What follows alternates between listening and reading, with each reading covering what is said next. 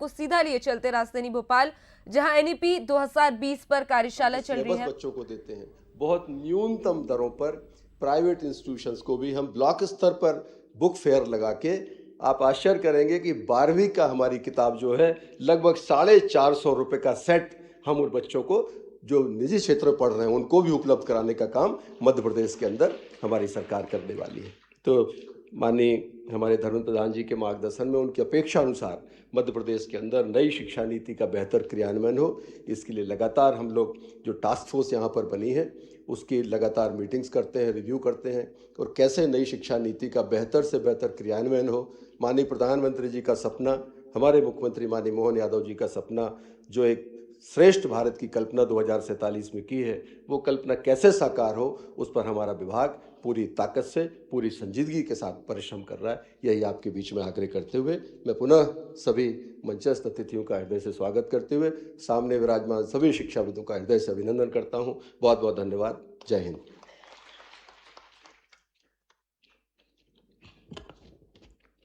बहुत बहुत धन्यवाद माननीय मंत्री महोदय, स्कूल शिक्षा मध्य प्रदेश, आदरणीय श्री उदय प्रताप सिंह। मुख्यमंत्री डॉक्टर मोहन यादव सभा को संबोधित कर रहे हैं। तात्पर्य हम अपने नियंता नहीं है, अधिष्ठाता नहीं है, हमारे जीवन की अच्छाइयों के साथ जोड़ करके जीवन में अंधेरे से प्रकाश की ओर ले जाने वाले मार्ग के माध्यम से हम गुरु की उस महत्ता को नमन करते हैं। मुझे इस बात की प्रसन्नता है माननीय शिक्षा मंत्री जी, हमारे इसी भाव के आधार पर शिक्षा नीति भी हमने सबसे पहले लागू की और कुलपतियों के नाम बदलकर कुलगुरु करने का भी अभियान हमारे राज्य में प्रारंभ किया है। जब हम अपने उस उदात्त भाव की तरफ ले जाते हैं तो शब्दों की भी अपनी महत्ता है और शब्दों की महत्ता से हम वो सब कुछ जोड़ना चाहते हैं जिसके माध्यम से शिक्षा के आधार पर व्यक्ति के जीवन में बदलाव आएगा। व्यक्ति के जीवन में बदलाव के यद्यपि अतीत के बहुत सारे उदाहरण हमारे सम्मान्य गुरुओं के माध्यम से हर काल में, हर युग में, हर समय जब कभी किसी ने कोई बड़ा परिवर्तन किया है तो उस बड़े परिवर्तन के बदलाव में उसकी शिक्षा, उसके गुरुओं की बड़ी भूमिका है। भगवान राम के जीवन काल में भी हम अगर देखें तो भगवान राम और लक्ष्मण अपने राजमहल में हैं, लेकिन विश्वामित्र अगर आते हैं और विश्वामित्र महाराज दशरथ से अपनी कठिनाइयों में सेना नहीं मांगते, उनको स्वयं को भी नहीं मांगते, वो केवल भगवान राम और लक्ष्मण को मांगते हैं कि आपके राजकुमार दे दो। बगल के जंगल में ये भारी उत्पात राक्षस मारीच, सुबाहु, ये जो दूसरा का आतंक है उसमें केवल राम और लक्ष्मण। और ऐसे में भी जब महाराज दशरथ कहते कि मैं राम लक्ष्मण को दूं, मुझे बड़े कठिन भाव से देने की हाँ करूँगा तो मैं सेना दे देता हूँ, रथ दे देता हूँ, सारथी दे देता हूँ। उन्होंने कहा कुछ नहीं चाहिए, केवल आपके 2 बालक दे दो। और 2 बालक को जंगल के यथार्थ से परिचय कराते हुए हम अगर इसका विश्लेषण करें, यद्यपि ये धर्म के आधार पर हमारे सभी धर्माचार्य इसको अपने अच्छे ढंग से बात करेंगे, लेकिन कभी कल्पना करें कि विश्वामित्र जी भगवान राम और लक्ष्मण को अगर महल से मांग करके नहीं ले जाते तो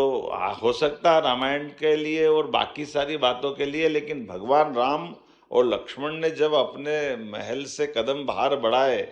तो उनके अंदर कॉन्फिडेंस भी आया, उनकी एक विराटता का आधार पर उनका जो दुनिया ने स्वरूप देखा है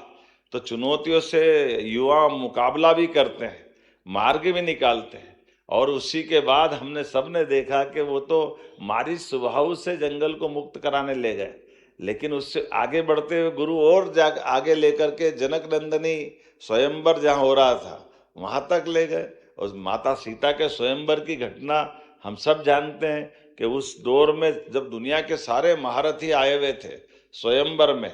लेकिन उस स्वयंवर के इतने बड़े आयोजन में भी भगवान राम ने धनुष यज्ञ के माध्यम से न केवल अपने बल पराक्रम पुरुषार्थ का परिचय दिया, बल्कि माता सीता का वर्ण करके वह 2 भुज से चतुर्भुज होकर के एक नए रिकॉर्ड की तरफ बढ़े, नए प्रकार से दुनिया ने उनका परिचय पाया। और ये जो उनका कॉन्फिडेंस बढ़ा बात के परवर्ती काल में, वनवास काल में, वो सारी चीज़ों से तो तब तो वो महाशक्ति रावण से मुकाबला और उस प्रकार का जीवन अलग दिखा। और ये उनका नहीं, यही शिक्षा की महत्ता भगवान कृष्ण के काल में भी देखते हैं। जब कंस को मारने के बाद शिक्षा की महत्ता के बलबूते पर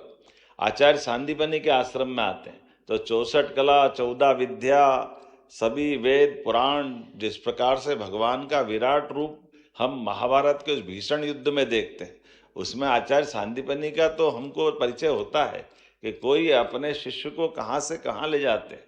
और ये उस काल में नहीं, ये आपने सही कहा कि IIT IIM वगैरह, तो मैं मान के चलता कि 2000 साल पहले भी जब विक्रमादित्य अपने शासन के सूत्र संभालते हैं तो चुनौती से तो मुकाबला हो गया, शकों को तो परास्त कर दिया, लेकिन शकों के परास्त करने के बाद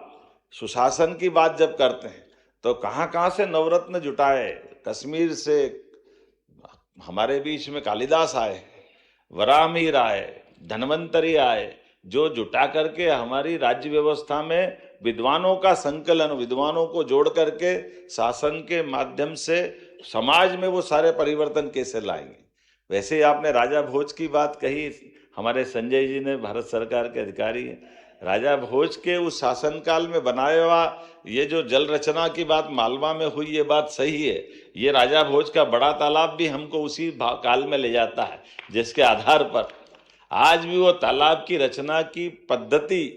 वर्तमान में बीटेक वाले विद्यार्थियों के लिए और तकनीकी दृष्टि से भी बड़ी महत्ता है कि तालाब पानी ऐसा भराए कि जो अपने आप में भौगोलिक प्राकृतिक रचना हो और पानी का निस्तारीकरण इतना छोटा सा हो कि लागत कम और पानी ज़्यादा स्टोर हो जाए और उसके आधार पर वो तालाब बन जाए। आमतौर पे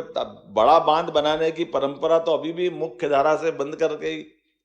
तालाब बनाने की है। तो ये प्राचीन गौरवशाली अतीत के उदाहरण भी हमारे सामने है और इसी आधार पर जब हम अपने शिक्षा नीति की तरफ देखते हैं तो यशस्वी प्रधानमंत्री का और माननीय धर्मेंद्र जी का जोरदार अभिनंदन करें, जिन्होंने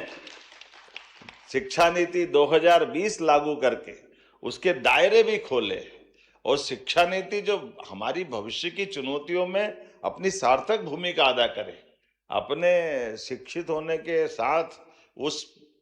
परंपरा के आधार पर जिसने 200 साल तक अपने सारे विद्यार्थियों के दायरे बहुत सीमित कर दिए, एक विशेष नंबर का चश्मा लगा करके केवल कागज की डिग्री लेने के लायक शिक्षा नीति बन करके हमारी युवाओं के साथ जो अन्याय काम करने का काम